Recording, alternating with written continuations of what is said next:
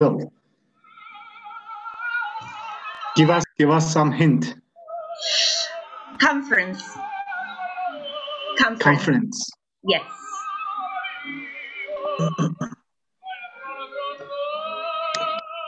All right, so we have a few people. How many are we over? Okay, let me admit Janan. I've known Janan for a long time. Janan, hello. And do you know how? When she used to be an admin and I was an admin at the university, we used to go to conferences. So I've known her from conferences.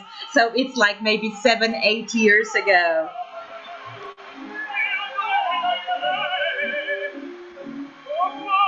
Hello. I put on some makeup. You know me very well, that I wouldn't show myself without a makeup. Good on you, Janan. You know me well.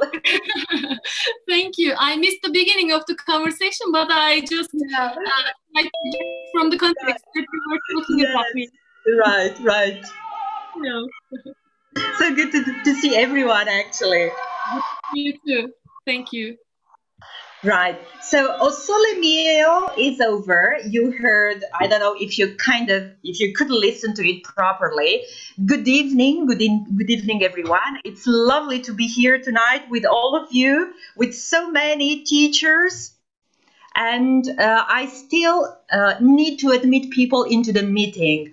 So you will see me from time to time, like, I kind of get blurred. So I'm just going and trying to admit all these people in. So how are you doing? Have you been, like super busy? Are you looking forward to the new year? So yeah, let's talk a little bit for, let's say, maybe 2 or 3 minutes until all the others log in. Kahraman Hoca, you are on mute. I know. Oh, okay. So it's on purpose. I thought that you would be the one, to kind of lead the things. Yeah, we are busy. Our teachers are busy with online classes. They are doing very well. And they are doing everything they can in this difficult situation. Yes. I know it is hard. Yes. It is tiring and stressful. Yes. But there is nothing else we can do. Yes. You know what? We used to say, like, we are tired, like in March or April and May. But now, starting October, I think that we are doing much better. We got used to it, right? We got used to it. And by the way, you are teaching students you never met before. And yes. I do the same. So this is it's unusual, it's extraordinary, like, building a connection, establishing your rapport with people you've never met in person. So yes, we do have superpowers. Really, we do have superpowers. We are amazing, all of us, really. I think so. Yeah, it's extraordinary. Like, think about the other teachers in K-12 or in the departments, where they can teach their former students, right? But when it comes to us, we are teaching students we never met before. So yes, we are superheroes. Even if we see them on the street, we wouldn't recognize any of them. So absolutely. Yeah. Right. So, Hojama, you may have a look at the list, and when you think we're done, we can get started. I think we can wait 2 or 3 more minutes. All right. Some of us are still missing. That's fine. That's fine. We are extremely busy, even though we are at home. I'm sure you feel the same. We are all very busy. We are at home, but we are very, very busy. Especially for the ones who have children as well. This makes it even more difficult. So we are constantly busy, constantly. If you have pets, it's the same thing, because you need to, take care of them and so on, and you need to do, the shopping and so on. So we are constantly busy in front of the computer. So this is a reality. And I think that somehow it's not that we got used to it, but a few of us started to like it at the same time. It's interesting. It's very, very interesting. Right. Mm-hmm.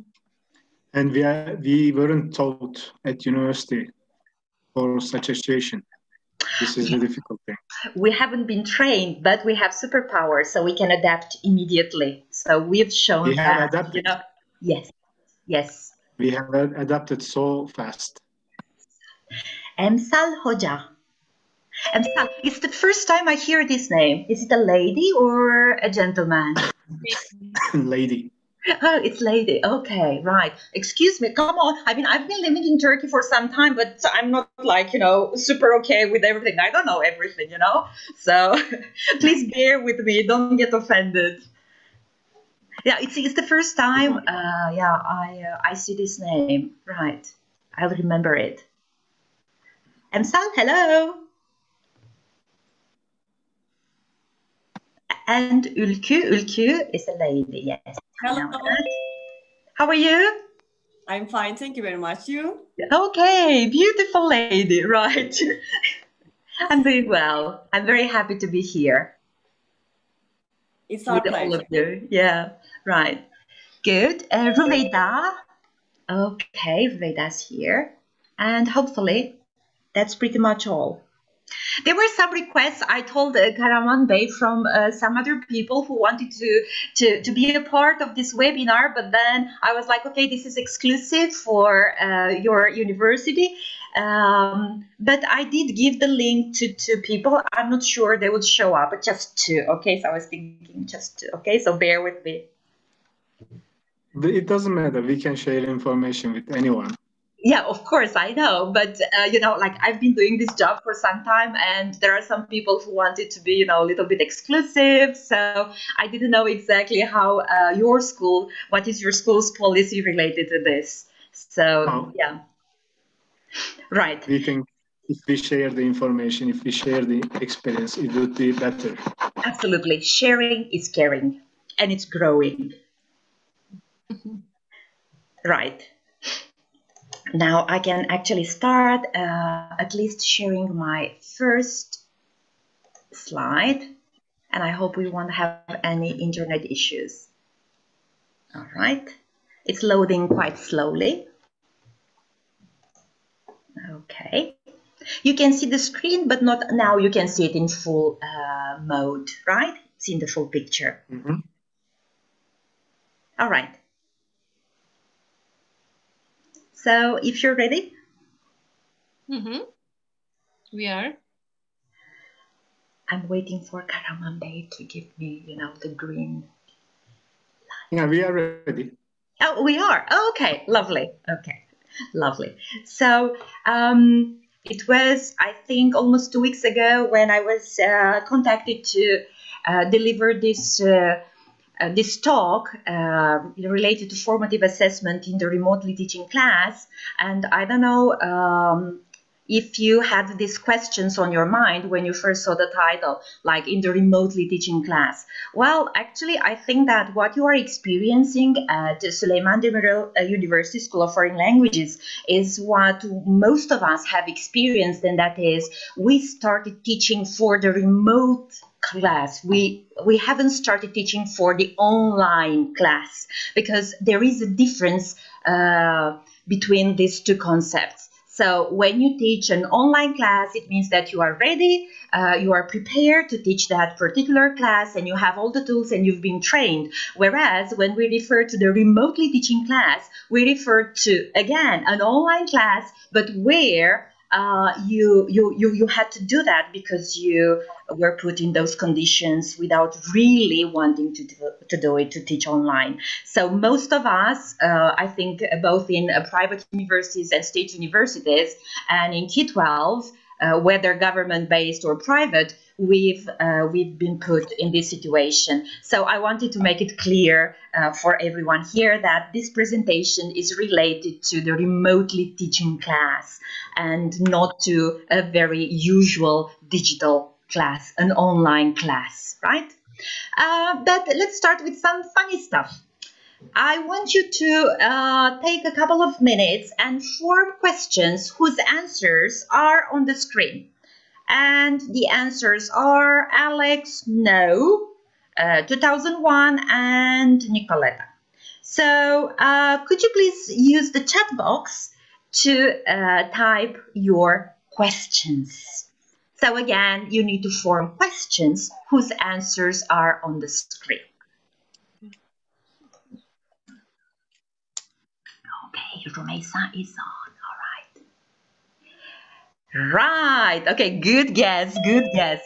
What's your name? Yes. What's your name? Good. All this information is somehow related to my life. It's about me. Right. Of course. Yes, you know that, Canan. What's your son's name? That's right. Right. What is your name? Any other? Maybe for no? Any question for no? When did you move to Turkey? In 2001? No, it was 2008. Right. When did you graduate from the university? Now there is a person, Esra. Yes, that's right. I graduated in 2001. Yes, that's right. Do you like animals? Yes. I mean, it's a yes. It's a yes. It's not a no. When was he born? Okay, so you got the information that I graduated from university in 2001, that my son's name is Alex. I do like animals, so all right. Okay, you may reformulate that. And for Nicoletta, any guess? You can even say it, like using your microphones. No need to type it. Any wild guess? Who's your best friend? Yes, yes, well done. Who's your best friend? My best friend is Nicoletta, who happens to be my sister as well. Lovely, lovely. Do you like moussaka? I wish I could say no. I like moussaka. Yes, sorry about that. Sorry about it. So just ask me something that everyone can say no. For instance, what? Anyway, forget about it. All right. Okay. Thank you very much. Thank you very much. I found this type of activities being very useful with my learners. So you can modify it how you wish in your online classes. By the way, before we start, which platform do you use for your classes? Which platform? Zoom? Zoom. Adobe? Zoom. Zoom. Oh, that's lovely. Do you have like business accounts or like the free accounts? Business. You have the business account, so you have breakout rooms. Yes. Yes, lovely. That's Or lovely. at least I'm speaking for the prep school. The Yeah, ELS department is so we do have opportunity for breakout rooms. Lovely, lovely, lovely. Amazing, amazing. So you say that this is for the department. It's not exactly for prep school, right? Well, or the vice versa. I'm not sure how the other side operates. I'm a teacher in the prep program, so I know that we use a paid account because we're able to use breakout rooms. Lovely, lovely, great, good. Now, one thing more. Let's go to www.menti.com and use the code that you see on the screen and do type one or two answers related to this question, which is, what's your worst assessment experience? And I'm sure that all of us have had really bad assessment experiences. But think of it in point of a student, not a teacher.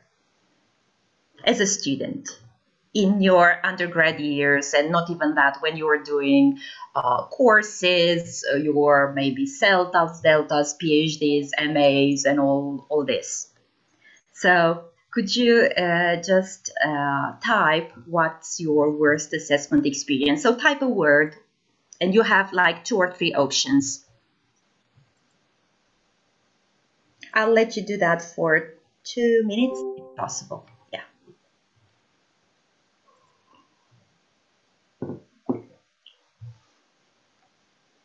So once you type, your answers will show up here.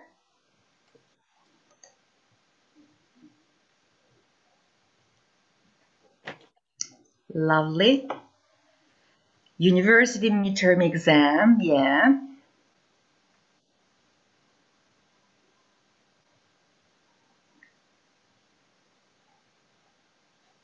Waiting for some others.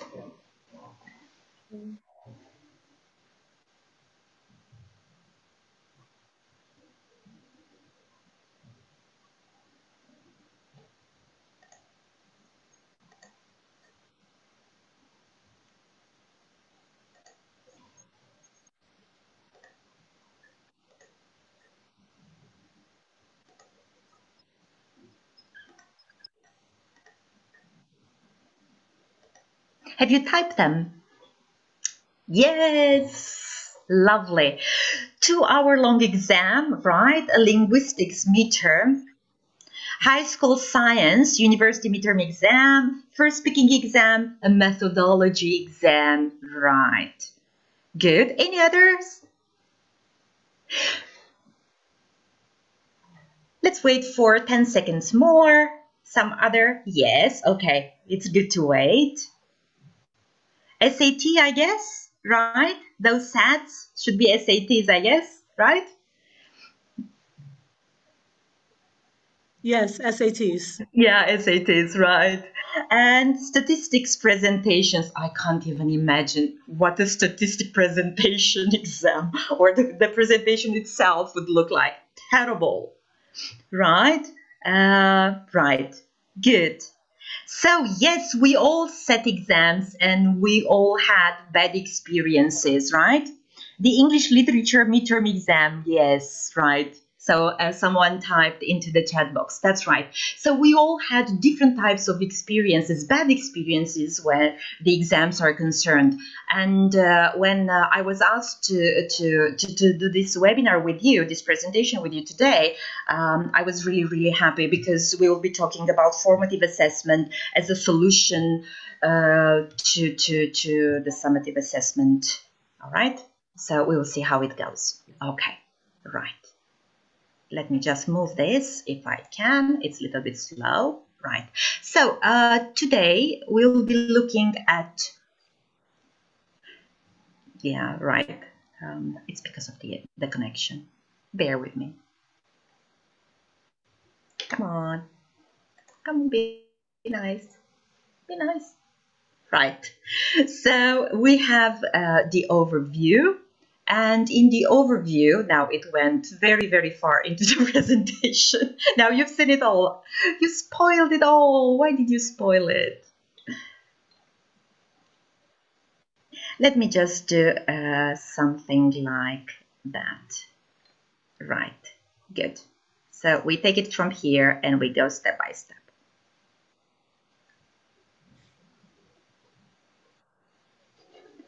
Right. Oh, come on. Yes, we know.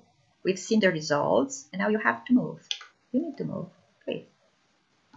Right, so I have to do that. I need to escape the full screen and go into right.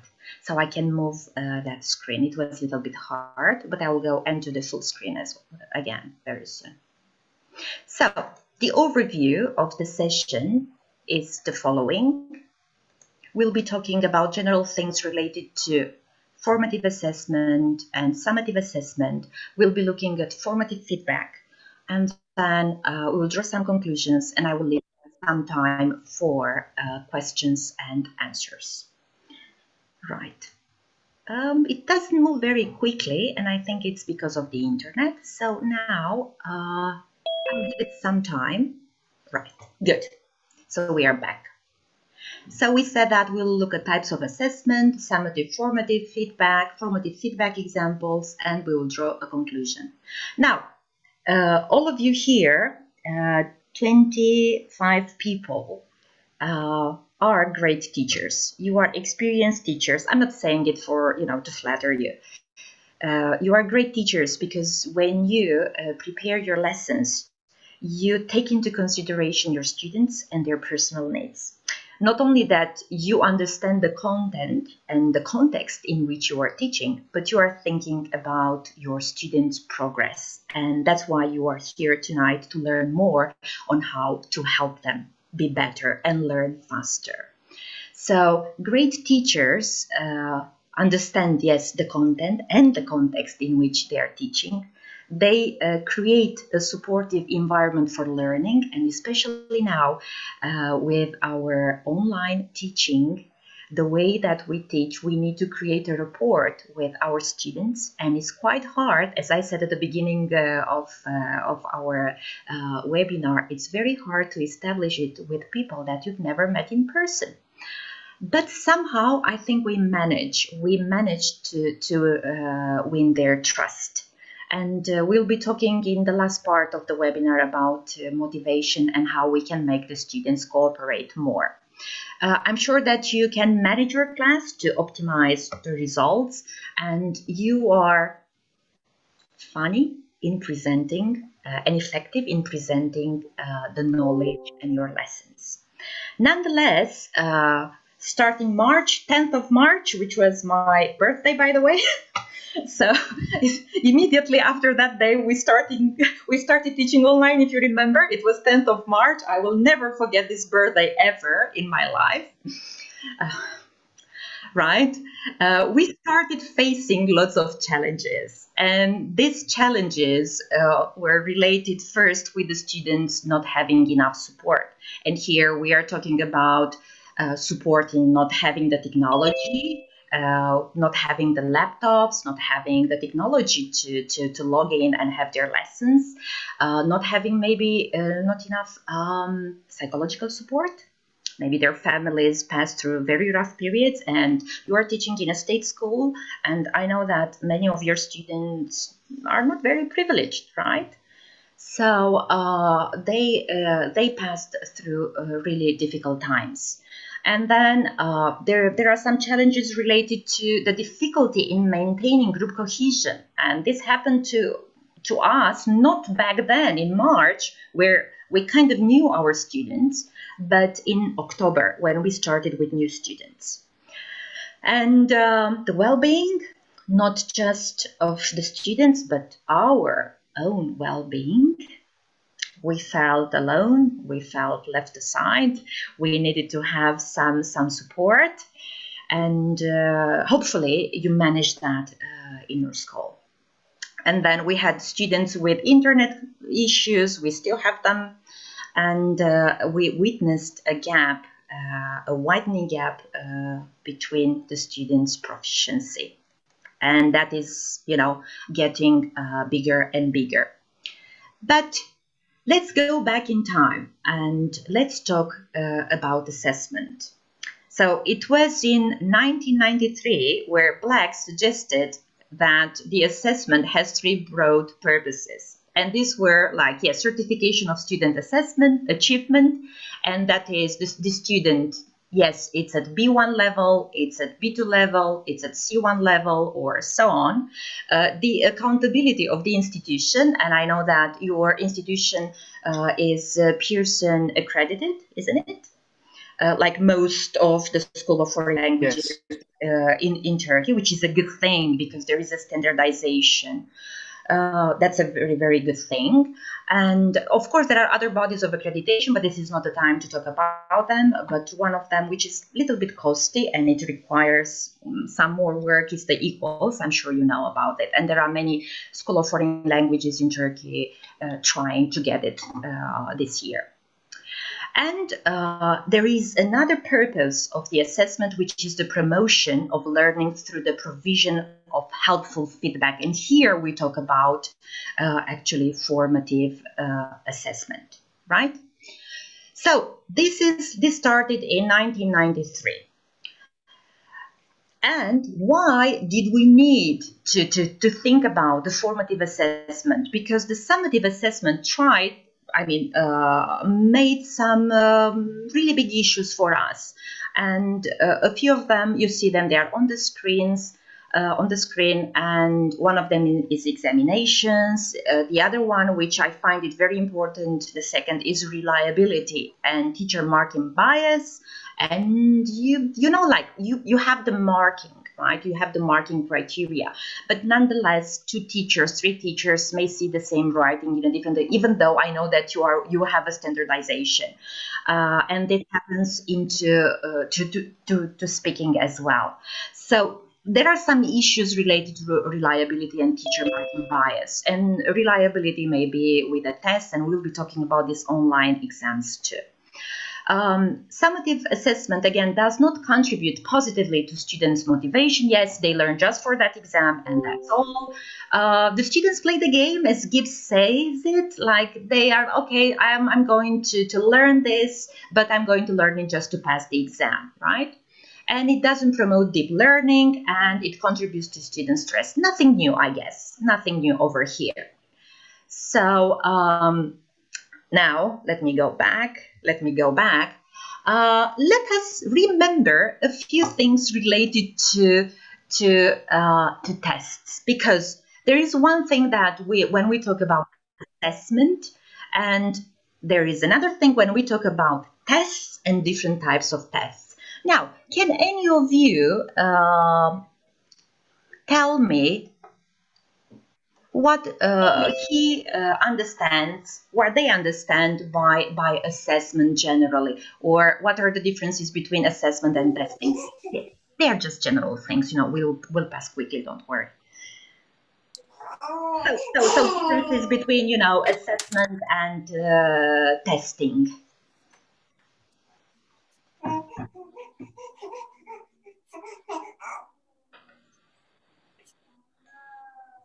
Any of you? Maybe just trying to guess, or being brave enough to give a very, very brief definition of assessment, or not just definition, some words that you associate with it. Okay, definition will be like too much. Maybe some words that come into your mind when you think of assessment.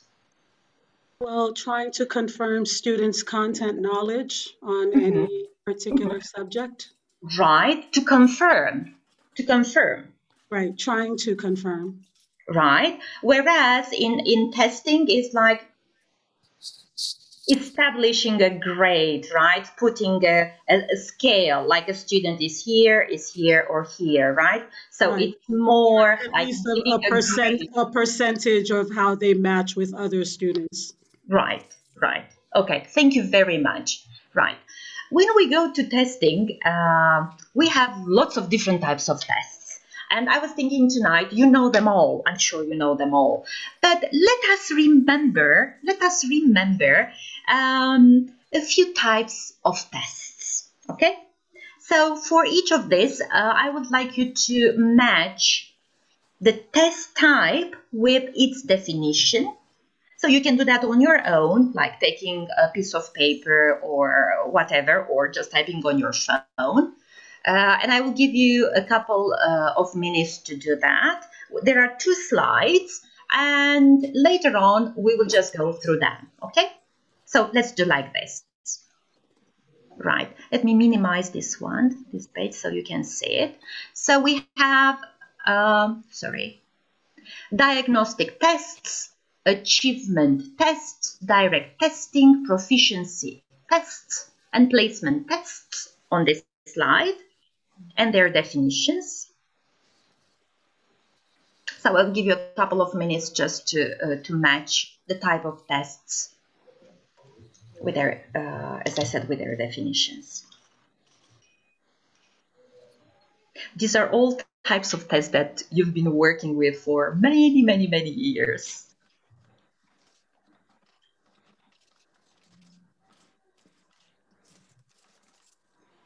If you're done, you can just type in the chat box or use the feature in Zoom, you know, to like thumbs up or whichever.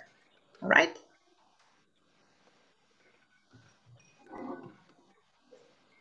Bana mı soruyorsun? Kulaklık taktım. Öyle dinliyormuşum gibi. Ayşe, hello. Hi. How are you? I am fine, thank you. Your mic was on, so we could, yeah, we could hear. Don't worry. It's okay. I'm Not I'm personal. listening, Yes, yes. but I cannot turn on the video. Sorry for that. Oh, that's fine. Because That's fine. Yes. I'm dealing with the baby. So sorry for that. Oh, really? And I really forgot about the meeting. Yeah, right. I've just seen the message now. Okay, right. Ayşe Hocam, if Kahraman Hoca agrees, if you need to attend to your baby, do that, okay? We don't want to, please. No, I am fine with that now, but after, let me say, 20 minutes, I need to make her sleep. Oh, that's fine, that's fine. Okay. Lovely talking to you. Okay, thank you so much. Sorry for that. That's okay, no problems. Don't mention it. Okay. All right, so I think you're done. So we can go to the following because it goes on. We have the second one as well. This one is more specific. So here we have integrative testing, we have discrete point tests, we have criterion referenced, norm referenced, and indirect testing.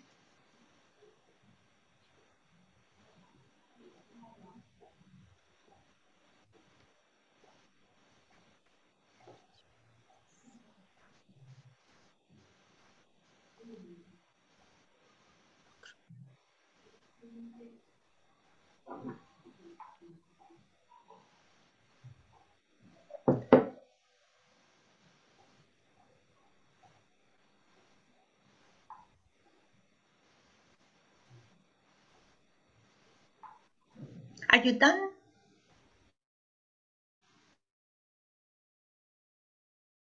Okay. Don't be very hard on yourselves.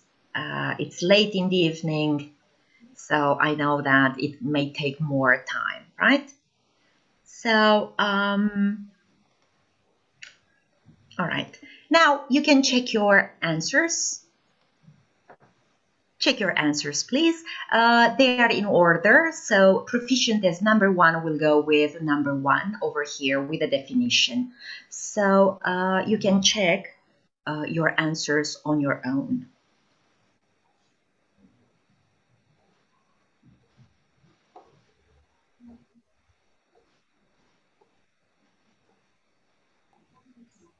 Right.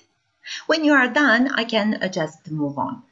So yeah, we've learned about all this in our undergraduate years or even on our courses when we did our master's degrees and so on. And maybe a few of you did their PhD in assessment. I don't know. Maybe we have people matching this profile as well.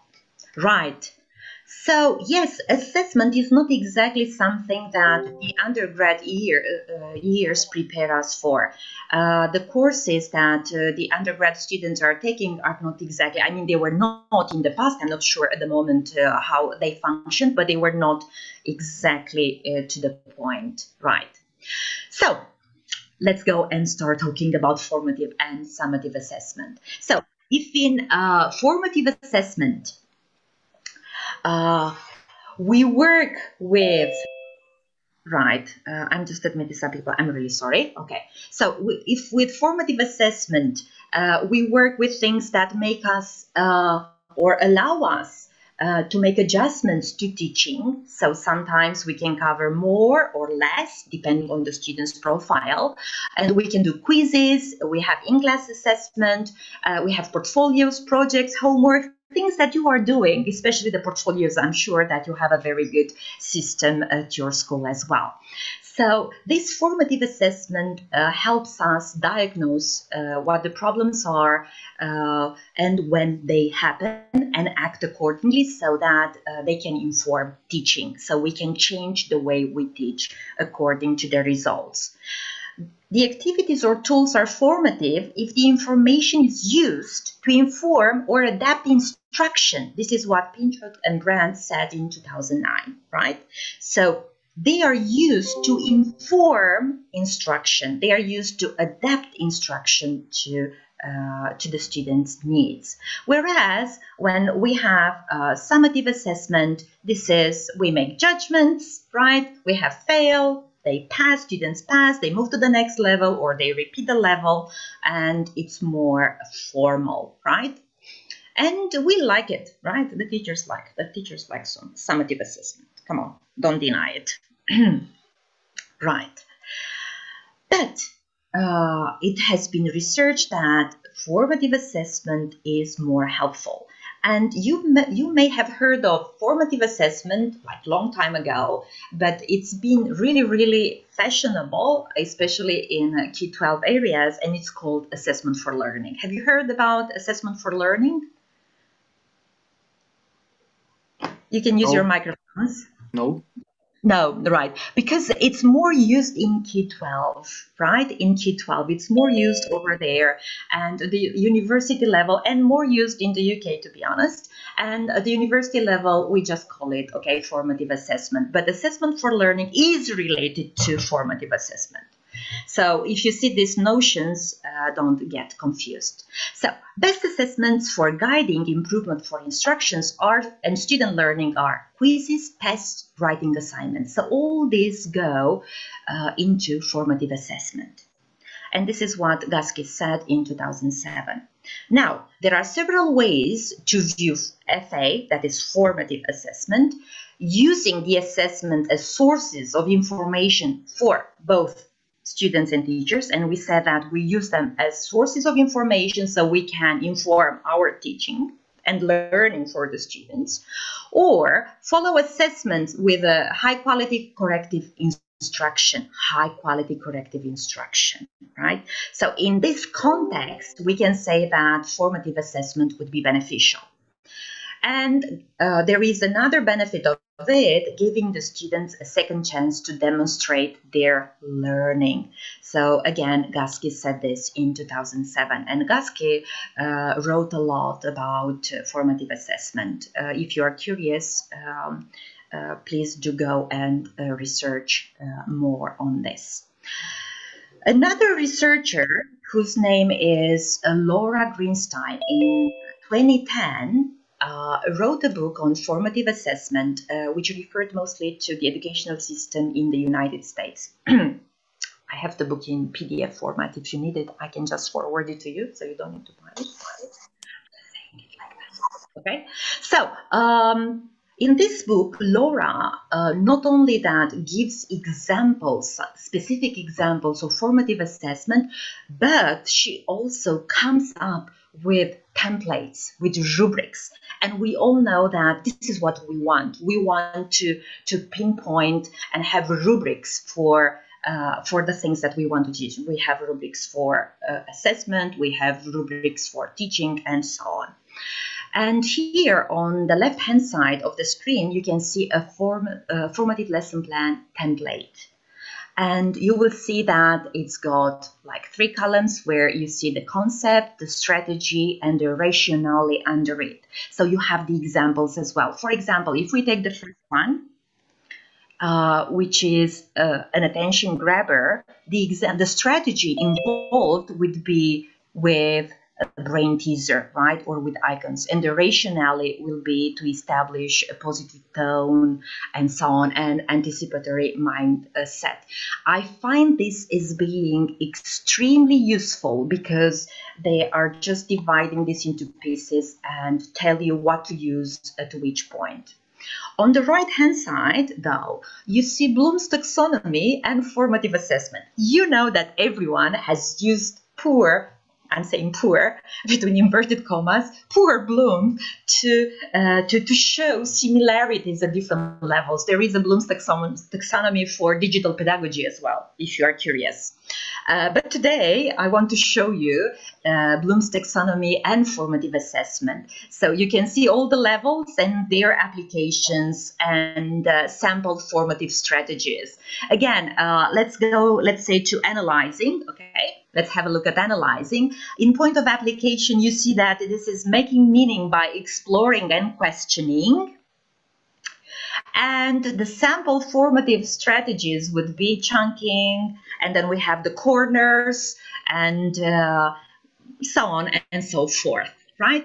So these templates, if you want to have a closer look at them, you can either, I don't know, take a screenshot, or I can send them to Kahraman via email, so you can have them and examine them in more detail.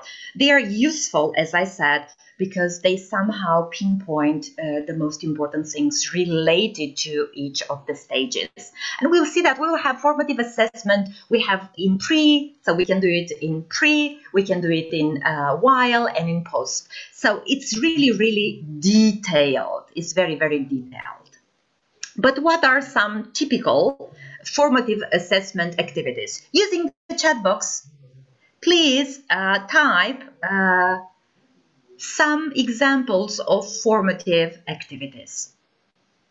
So you have a minute to do that. So some portfolios, yes, yes, Kahraman. Quizzes, Ayşe, yes.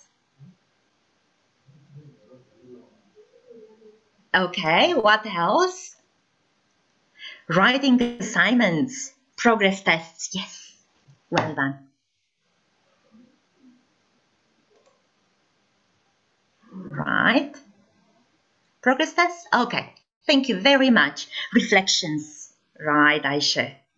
Good. Let me show you a few examples as well. Right. So typical formative assessment activities, we will have a look at more. All right.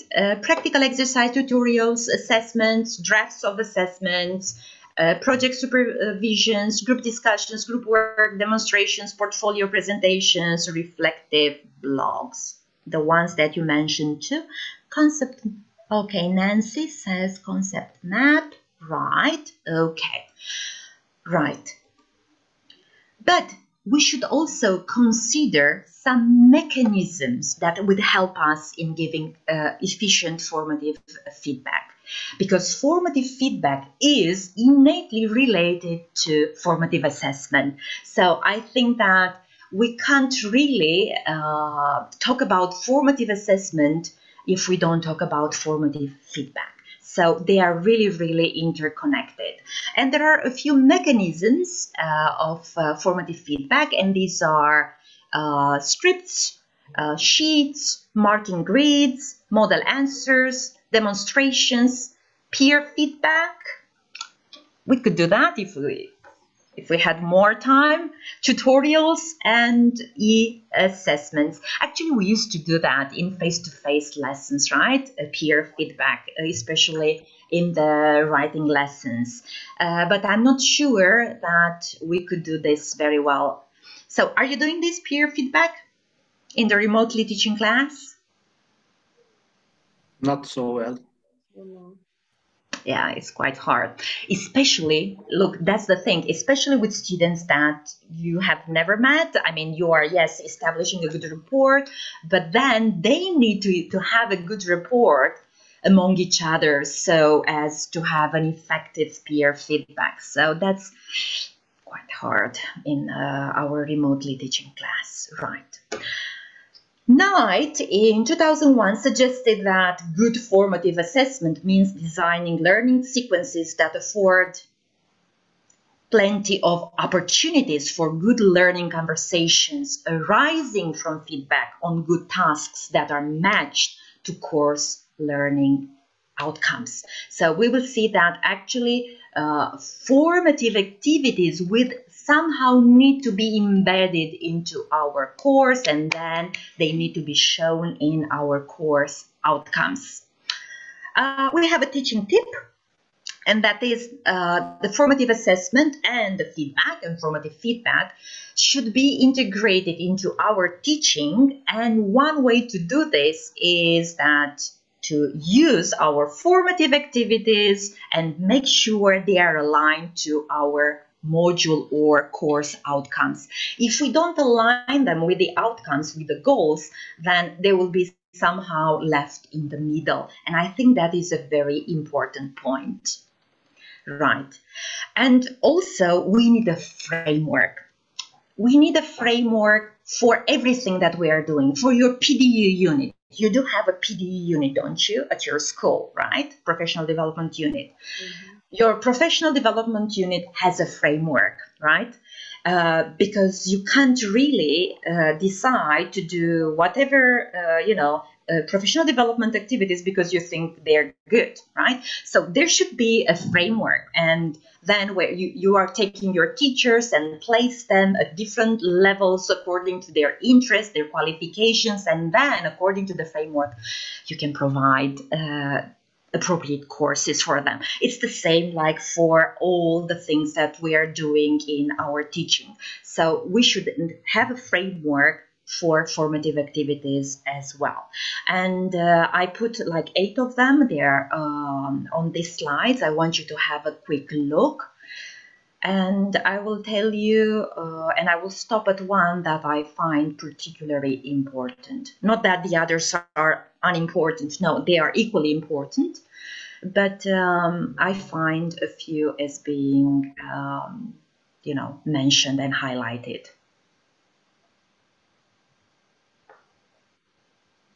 We already talked about the fact that we need to be clear about the objectives, and they can even they may be specified in the course's outcomes.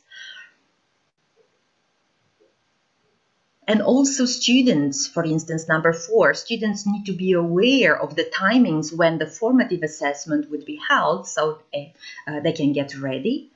Explain the purpose. Yes, our students are old enough to understand the purpose, right? And we need to tell them and discuss with our colleagues how we should design them to contribute to students' learning. And also have a look at number 7, which has some parts. Look at this one. Encourage discussion between lecturers and students. So talking with our students about the purpose of these formative activities and how they will help them becoming better. Right. And number 8, the design of formative assessment and formative feedback, right? And here I want to stop a little bit and discuss with this about some issues, some real life issues, some pragmatic issues. And these are related to the workload that we may undertake in designing formative assessment activities. The workload involved in providing the feedback, the level and type of constructive support that can be provided. Timely feedback, which is very important. Yes, we give a deadline. We want that essay to be sent by, let's say, Thursday or Friday, right? And we need to give the feedback again in the shortest time possible. But what if something comes up? What if I don't know, there is a translation to be done and I don't have time to do that, and I was assigned to do this translation, and then that will take more time, and I give the feedback maybe a week later because I didn't have the time. That feedback will be good for the student, but won't be well received as if it were on time, right? If you understand what I mean. So these are a few mechanisms that will help us, design our formative assessment, and that is the framework. I don't know about your working load, but it does take some time to design them, especially if you don't do that at the beginning of the year. There are several benefits of formative assessment in the remotely teaching class, and you can guess a few of them. Improve flexibility for students, and because they can participate and they can undertake activities at their own pace. The testing is adaptive, and then if you are using tools, automated tools, online tools, then the feedback is immediate. And then you have the opportunity to monitor progress and the opportunity for students to participate in formative dialogue. And there are benefits for teachers too, and these are just a few of them. One of them is this to monitor students' levels of participation. You know exactly how many of the students are being involved, and you can guide the students' learning. That's actually one of the purposes. Reduce the time spent on marking. Once you have the rubric, once the students know the rubric and the specifications, because this will take some time though.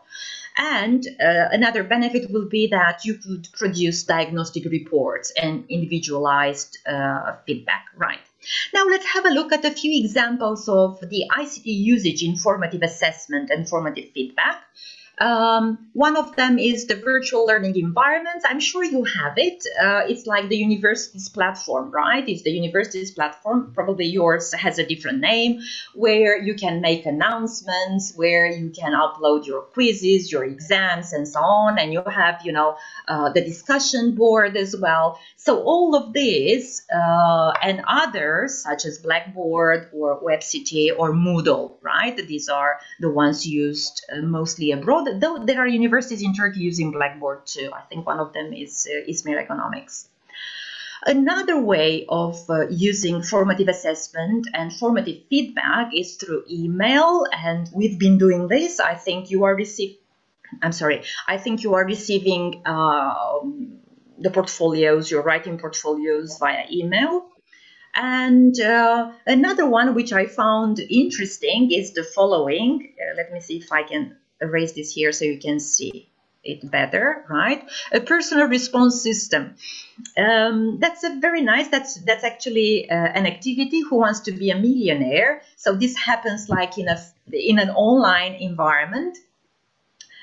In a live class where students can pose formative questions that are presented through a PowerPoint presentation, right? So the teacher shows a PowerPoint, and then they are asked to answer the questions electronically, so they can answer at the same time.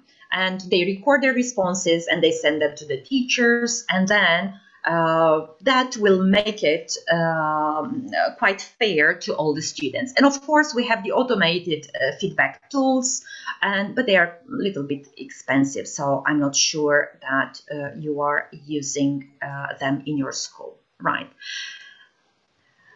Some alternatives to traditional tests that you may take into consideration, and probably you are using them in your speaking assignments and your written assignments, and not only, are the following. And I would refer to one, but just let me move this one. Why doesn't it go? It should go over there, right? The last one, micro writing. How many of them are you using at the moment? If you want, you can use your microphone or just use the chat box, whichever you prefer. So how many on the list are you using at the moment?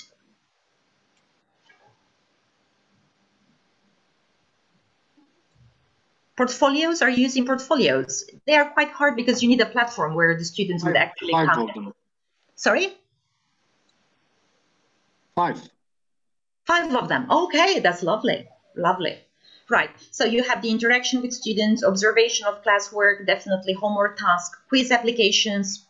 Yes, definitely. And micro writing.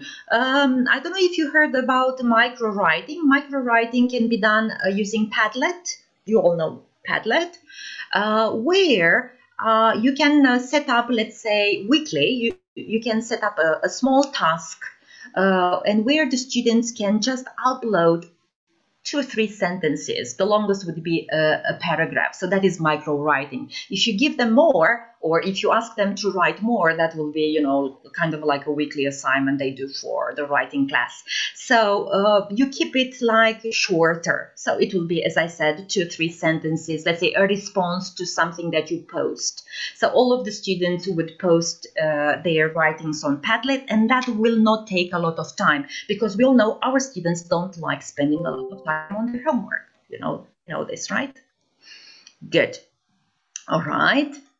And let's move on and tackle a few things related to feedback in higher education. So yes, there are a few feedback issues in higher educations, and they are related to the quality and quantity of feedback. And here, I would like to say that especially for the people working in departments, but for the ones working in prep as well, we have lots of things to do. We are busy people. We are busy people. We work a lot. It's not just teaching. It's planning. It's preparing for the lessons. It's writing for, I don't know, articles. It's like writing projects. It's doing continuous professional development. It's participating in conferences, and there you need to prepare, workshops and stuff and so on. Do you have anything on your mind that something that takes your time besides teaching?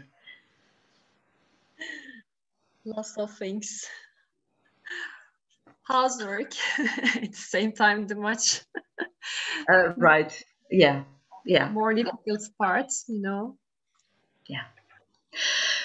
So we want to do everything, right? We want to do everything. We want to give quality feedback, and it has to be regular. We need to contribute to the school's development. As I said, we need to be on the international or national platform and so on. So we have lots of things to do. So this feedback issue, it's an issue in higher education, and I'm not talking just about prep school. I'm talking about all the departments, regardless they are, English or not, like language or not. So all the professors are actually, overwhelmed with the workload. So there are lots of things that we need to finish. We are multitasking a lot. I talked briefly about the timeliness and immediacy of feedback, and I said that actually the feedback needs to be given like maybe 2 days later or 3 days later after the assignment has been submitted. And the reason for this is that students forget. Okay, the students usually, generally they forget. So if you give the feedback later, there's a possibility for them not even to read it. Okay, so then it's wasted. And then the value of formative activities. So that's about the culture that you have in your school. If the students, as we said before, if both the students and the teachers know the value of formative activities and how important they are for students' progress. And yes, the last one, you see it here. I won't read it. Sometimes this is maybe the biggest issue in higher education, right? The workload.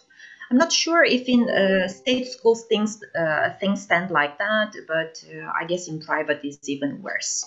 So now I want to move forward by showing you a collaborative activity that I did with one of my classes.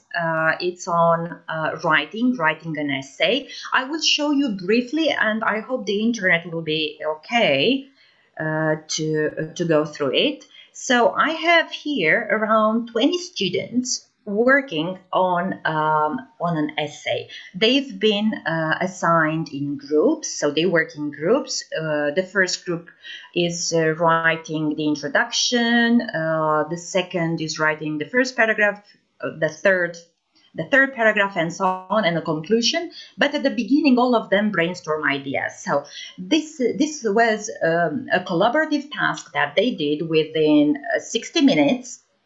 So we did for the first 40 minutes, and then during the break, they still worked because the document was on. And later on in the second hour, we came back and we had a look at the whole writing, and I was just giving feedback continuously and helping them. And you would be surprised to see about their work. They are not excellent students, by the way. They are, normal, regular students, B1 plus level. So it's their second week. This is their second week in their B1 plus level, and it's the first time they are writing essays, right? It's the first time. So we'll have just a very brief look. I won't show you the whole video, I promise. Right, that's my voice. Oh, that's annoying. When you hear your voice, it's so annoying, isn't it? When you hear your own voice. Right. So at the beginning, what they did was to brainstorm ideas, and the topic was related to, what was that? Disadvantages of being famous, right? Disadvantages of being famous. Use the chat messages, all right? Right. We have the second, and then we move. I give some explanation, but what I want to show you is this: the amount of work which was done within 40 minutes. It was amazing. I never thought they would do that. I swear, I never thought they would do that. I thought that they would be. We did this type of collaborative writing. We did this with the paragraphs in the previous module as well, and they kind of had some experience. But this time, it was about, writing an essay, and that's a big thing, you all know. So here you see we came and we decided upon 3 supporting sentences. And these are the ones which will be later developed in the paragraphs. And then one of them in the intro, because we talked about the hooks and techniques in writing a good hook, one of them came and wrote this one, which I found beautiful. What do you think? The one in red in the intro. Right? So I think this is quite good, isn't it? So the person came, the student wrote, famous actor Jim Carrey said this and that, right? Because I was like, okay, but you need a hook, So this is what happened, and it went on like this. I will take you through. You can see how the writing is being developed, and I was helping them at some points, but not all the time, by the way. I did not help them a lot. And in the end, do you know what happened? Okay, let me move. No, right. In the end, this happened, right? So you see it here. This is taken from that lesson. So this was what happened in the brainstorming. I just copied and pasted it on another document and then put it on the screen so you can have a look. So this was like the brainstorming stage, and then they came up with the supporting sentences, and this is their writing. So we have the first, we have the intro, the introduction, and the paragraphs. They worked a little bit during the break, as I said. Probably they had some look at some other sources, but that's okay. That's okay. And later on, look at the length of sentences as well, right? So B1 plus students. And let me show you. Okay, the last part. That's the last part. It's not the most, well organized or the best essay ever. No, it's not. But the fact that I tried to give a feedback while they were writing, they appreciate this a lot. The students appreciate it a lot, because when they are on their own, yes, they look on the internet, they ask their friends, whatever, but they would appreciate an immediate feedback. Why this sentence is wrong? What's wrong with it? Because they don't know. So that is one example of a writing that I did with my students, and I think it went quite well. Giving formative feedback on speaking assignments is also a big thing. You can go on and click on this. I use timeline.ly. This is taken from Andrew Bosson, if you know him, from Sabancı University. He advised this tool to give formative feedback, and if we have time at the end of this session, oh, we ran out of time anyway, I will show you. So not only that, the student sends you the video, but you can make comments in written form, in audio, and by using the video. So it's got like 3 features. It's excellent, just excellent. Now, formative assessment in higher education needs to change, but in order to do that, you need a culture change. So the issues that higher education faces are related to the culture of assessment. So the teachers, you need to be convinced with arguments that this is worth it, right? It's worth to be introduced. The change, if the change is imposed without consultation or participation, then no one would want it. There is a resistance to change. You know, that's normal. It's in human nature. We don't want to change, do we? We are happy with the things that are going well, or we think they go well. there is a lack of incentive to change. So what do I get from this, right? There should be a benefit both for teachers and the students. It requires an effort, right? And sometimes the problems that the change may face, well, the problems are related to institutional inertia, that is, to the lack of taking initiative and make improvements, right? Good. We were saying that there is an importance, a big importance that the assessments play in motivation, motivating our students. So the way in which we can motivate our students is to appreciate their hard work, and we can do this with a formative feedback. And we could use assessments, right, these formative ones, to build rapport with the students and build their self-esteem. We can personalize the feedback in the way that you may want to have a look and check this one, by the way, and see how the feedback was given. And we will look at how we can personalize the feedback, right? And we could do that with these tools. I know that you can use WhatsApp as well. And when you give your feedback on the speaking assignments, you can say just, well done, this assignment, this speaking assignment is much better than the previous one. I see that you made some changes and some efforts in, I don't know, improving your pronunciation of this blah, blah, blah words, whatever. So there are lots of things that we could do to make our students more motivated. And the way in which we give assessment, especially formative assessment, and we give feedback, this one will motivate them more. And this is what I realized with my own students. But now, when we decide to use some tools, right, we have to take into consideration some technological tools, and we are all using and have been using for a few months at least. We have to take into consideration digital pedagogies, right? We have been bombarded with lots of tools that are the best. All of them are the best. And it's very hard to decide which one is the best of the best, isn't it? So we need to be ready. We need to have some competence in digital pedagogy, and this is related to pedagogical competence. And this is the way how we prepare the lessons in the digital world.